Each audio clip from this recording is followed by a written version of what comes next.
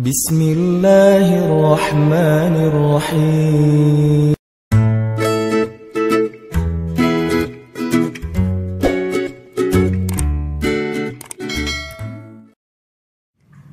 Berikan kenyamanan, jangan bawel, jangan galak, jangan terlalu perfeksionis, jangan terlalu saklek, jangan terlalu keras dulu. Bertahap, karena semuanya butuh sunnatul tadarruj, ada tahapan-tahapan.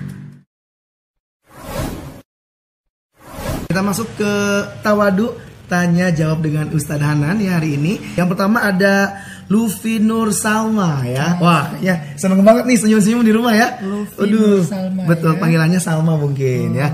Ini pertanyaannya buat Ustadz, bagaimana cara untuk meningkatkan iman kita dan biar terus istiqomah Ustadz? Itu pertanyaan dari Salma. Oke, Salma. Pertama selamat ya. Selamat, betul. Karena udah dapat logam mulia. Dari Halalpedia. Kalau gitu saya jadi pendengar aja, jadi ngikutin. Sama, saya juga Ustadz. Kalau gitu saya juga nanya tadi ya. Next time ya. Oke, Salma, pertanyaannya tentang gimana ningkatin iman dan biar bisa istiqomah. Seperti yang kita tahu bahwa kata Nabi, iman itu naik turun, bertambah dan berkurang. Artinya semua orang selain Rasulullah pastinya, semua orang itu imannya itu fluktuatif. Termasuk para sahabat sekalipun iman mereka itu fluktuatif. Apa buktinya?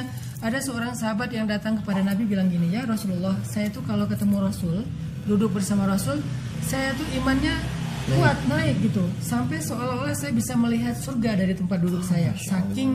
Saking apa ya? Saking kayak gitu ya? Saking kayak ngerasa dekat banget dengan akhirat gitu kalau dekat dengan Nabi. Tapi begitu saya pulang ke rumah, saya ketemu dengan keluarga, saya sibuk dengan anak-anak, maka iman saya langsung turun. Seolah-olah saya bisa melihat neraka dari tempat duduk saya gitu. Jadi kalau jauh dari Nabi itu kayak banyak dosa gitu kayak Buni. Nah, gimana ya Rasul? Apa yang harus saya lakukan ya Rasul? Kata sahabat ini. Nah, ini menunjukkan bahwa sahabat juga imannya yazidu wa yanqus, bertambah dan berkurang, fluktuatif. Itu hal yang fitrah, hal yang wajar. Tetapi yang tidak wajar adalah kalau kita membiarkan pas iman kita turun nih, udah lowbat 10%, nggak dicas. Padahal dia pakai buat nonton, dia pakai buat YouTube download, ya dia pakai buat segala macam. Dalam waktu singkat mati tuh handphone. Dan ketika udah mati udah nggak bisa dipakai lagi. Begitu juga dengan iman. Kalau kita ngerasa udah turun nih, wah tinggal 50%. Dari mana kita tahu persentasenya? Dari semangat kita beramal soleh. Dari mana kita tahu iman kita drop? Dari susahnya kita khusyuk dalam sholat.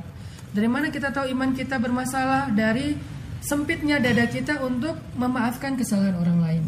Dari mana kita tahu iman kita bermasalah? Dari hilangnya empati ketika melihat orang lain dalam kesusahan. Nah, berarti iman kita bermasalah. Dalam kondisi-kondisi kayak gitu, harusnya kita harus segera cari charging. Harus segera cari charging. Harus cari power bank. Harus cari charger. Harus cari colokan listrik. Harus cari tempat untuk ngecas handphone kita atau ngecas iman kita. Di mana kita ngecas iman? Kalau sahabat tadi ngecas iman dengan cara duduk bersama Nabi. Jadi begitu imannya berkurang, dia langsung cari Nabi. Di mana Rasulullah? Langsung duduk bareng dengan Rasulullah, itu udah fast charging tuh. Dalam waktu singkat iman langsung full 100%. Nah, kalau sekarang udah nggak ada Rasul, gimana? Carilah Rasul di majelis-majelis ilmu. Majelis yang membahas tentang hadis Nabi, yang membahas tentang Al-Quran, yang membahas tentang teladan-teladan Rasul, yang membahas tentang sunnah-sunnah Rasul, yang membahas tentang sirah nabawiyah, yang membahas tentang tazkiyatul anfus. Jadi carilah Nabi di majelis ilmu. Karena majelis ilmu itu diisi oleh ulama, sedangkan ulama adalah pewaris para nabi. Jadi kalau iman kita lagi drop, cari majelis ilmu. Majelis ilmu sekarang lebih mudah daripada dulu. Kalau dulu tuh majelis ilmu kita harus safar dulu, harus traveling dulu dari Irak ke Madinah. Kalau sekarang kita di mana-mana ada majelis ilmu. Di masjid-masjid ada majelis ilmu. Nggak cukup di masjid secara off air, kita bisa menghadiri majelis ilmu secara online seperti sekarang. Kita bisa nonton live, kita bisa ikut kajian-kajian virtual, kita bisa nonton booster yang ada di sosial media. Semua ini adalah cara kita nge-fast charging iman kita supaya iman kita nggak terlalu drop. nggak sampai di bawah 10%. Karena kalau udah di bawah 10% nanti dia jadi lola. Jadi semuanya jadi lambat. Mau sholat ditunda-tunda lambat, mau beramal soleh ditunda-tunda, bahkan mau taubat aja ditunda-tunda. Kenapa kok lambat banget loadingnya? Karena imannya lagi drop. Terus biar istiqomah, ketika iman udah naik, gimana menjaga iman biar istiqomah, nggak gampang drop? Caranya adalah kita harus punya suhbah solihah.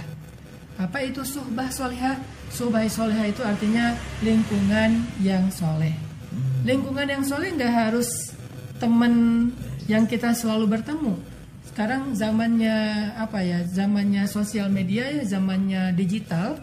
Maka suhbah yang soleh itu adalah dengan cara kita terlibat di dalam sosial media yang positif.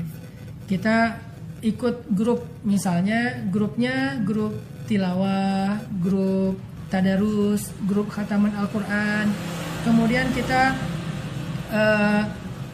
nge-follow-nya akun-akun dakwah, akun-akun inspirasi, akun-akun sosial. Kita cari suhbah solihah, kita cari pertemanan yang soleh yang bisa ngebooster kita terus dalam kebaikan-kebaikan. Sehingga ketika kita, kalau di TikTok tuh pas kita buka home gitu, FYP ya,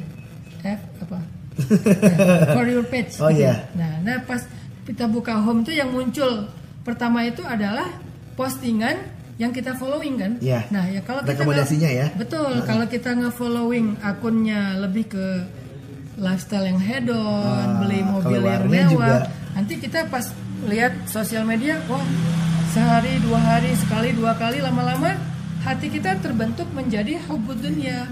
Walaupun nggak dilarang, tapi jangan banyak-banyak, cukup 1-2 akun aja. Sisanya akun-akun inspirasi. Pas kita buka, oh nasihat tentang hadis. Pas kita buka, kan iman kita sama dengan saya juga, para ustadz juga sama, imannya naik turun.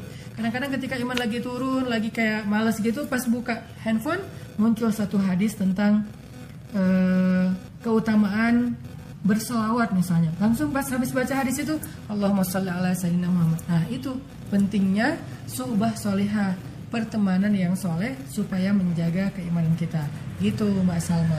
Oke, barakallahu fiik, jazakallahu khair. Terima kasih Ustadz. Ini masih ada pertanyaan selanjutnya. Ini pertanyaan dari Hani Ustadz.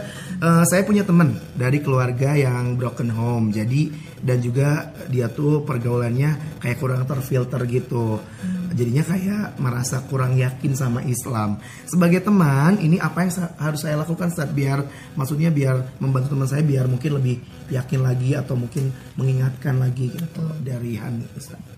Ya, ini juga nyambung nih Kak Buni dan Hani ya. Hani ini cewek cowok? Hani kayaknya cewek Ustaz ya. Mbak Hani. Nyambung juga dengan pertanyaan Mbak Salma yang tadi, bahwa ternyata kata Nabi, almar'u ala dini khalilih, seseorang itu tergantung lingkungannya, seseorang itu tergantung pertemanannya, seseorang itu tergantung orang terdekatnya. Kalau orang terdekatnya adalah orang-orang yang mungkin menganggap Allah itu nggak penting, agama itu nggak penting, syariat itu nggak penting, sedikit banyak dia pasti terpengaruh sampai lama-lama dia merasa nggak perlu bertuhan atau nggak perlu beragama. Ini na'udzubillah min dzalik. Makanya buat Mbak Hani, nasihat saya adalah jadilah teman yang paling asik buat sahabatnya itu yang sedang dalam keadaan galau. Mbak Hani jadi temannya dia supaya dia lebih nyaman bergaul dengan Mbak Hani daripada dia bergaul dengan orang lain yang mungkin gak paham agama. Berikan kenyamanan, jangan bawel, jangan galak, jangan terlalu perfeksionis, jangan terlalu saklek, jangan terlalu keras dulu, bertahap, karena semuanya butuh sunnatul tadarruj, ada tahapan-tahapan. Sehingga target awal sekarang itu adalah ta'liful qulub. Mbak Hani itu mencoba membujuk hati dia.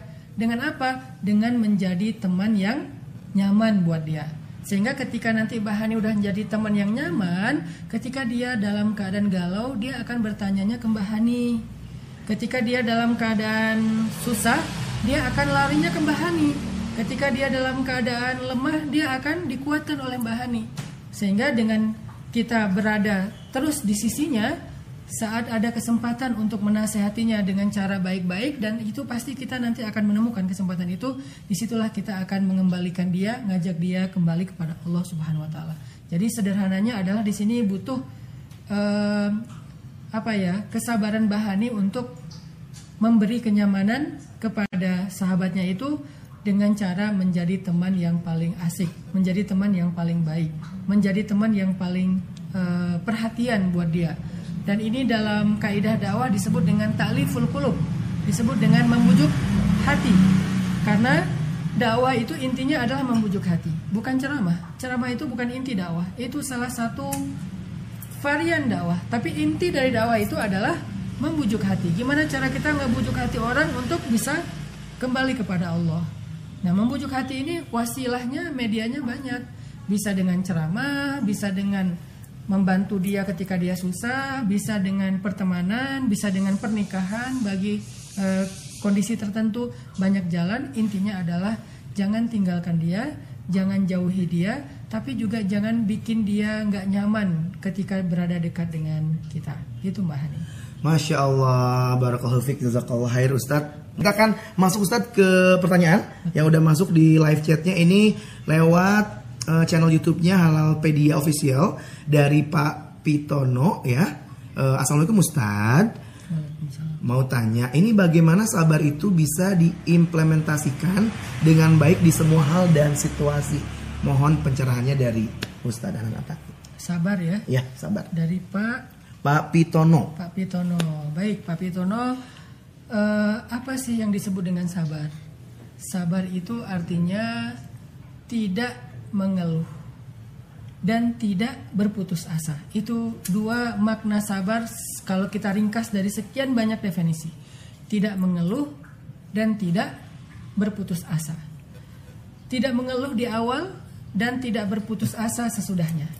Contoh ketika kita dalam pekerjaan, kita tidak mengeluhkan pekerjaan kita. Orang yang mengeluh pekerjaan itu misalnya dia bilang dia kayak kufur nikmat gitu. Kerjaan nggak benar, kerjaan gini aja, mending ganti kerjaan yang lain, nggak enak kerjaan gini, segala macam lah.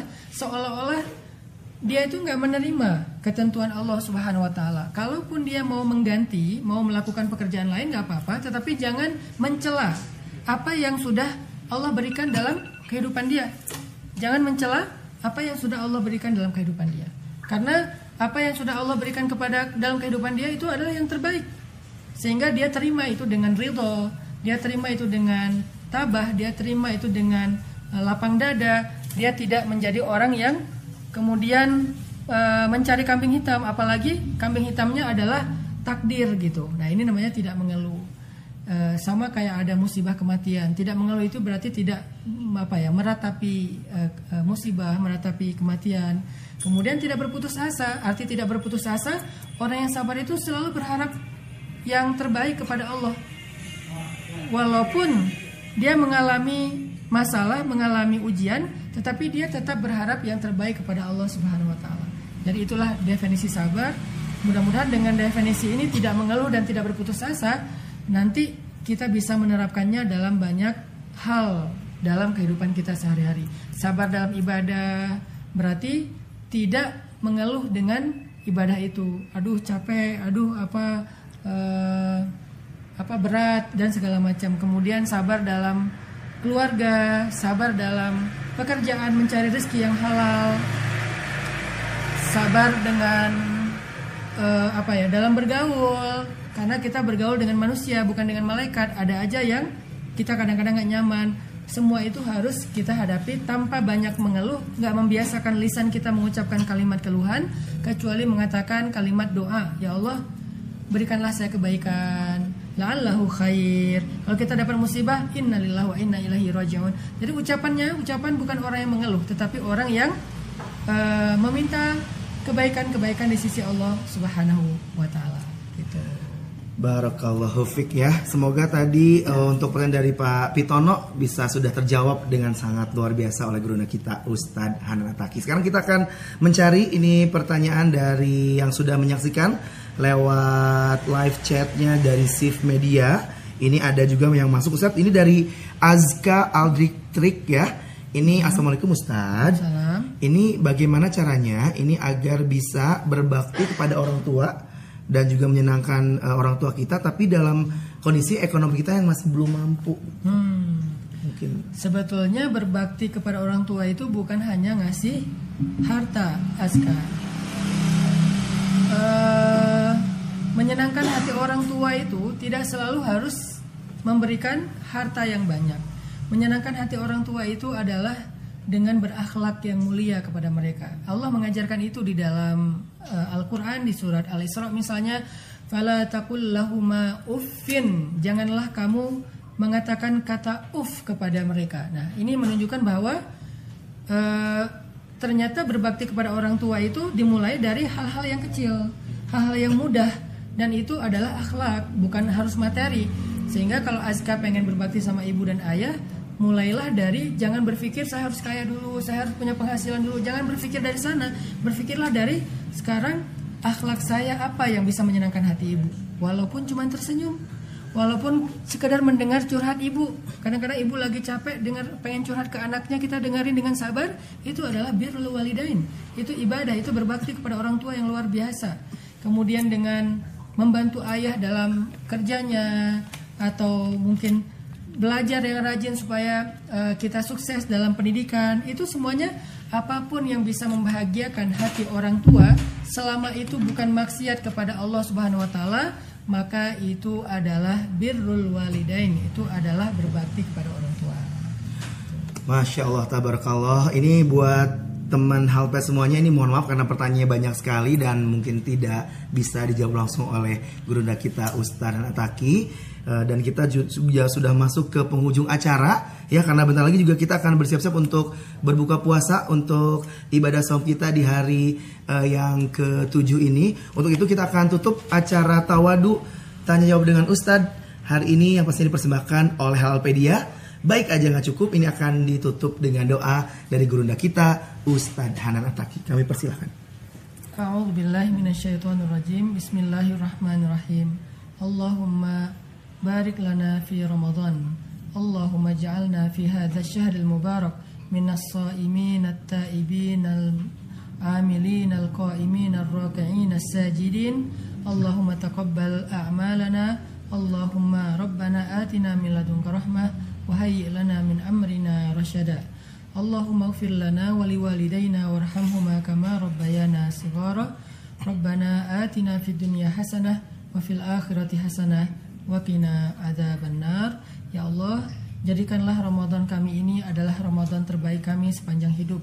Ya Allah, jadikanlah bulan Ramadan adalah bulan ampunan untuk kami, bulan untuk mendekatkan diri kami kepada Engkau, dan berikanlah kepada kami kemenangan takwa di akhir Ramadan dengan Lailatul Qadar. Rabbana, beri kami hasanah di dunia, beri kami hasanah di akhirat, dan peliharalah kami dari azab api neraka. Amin ya rabbal alamin.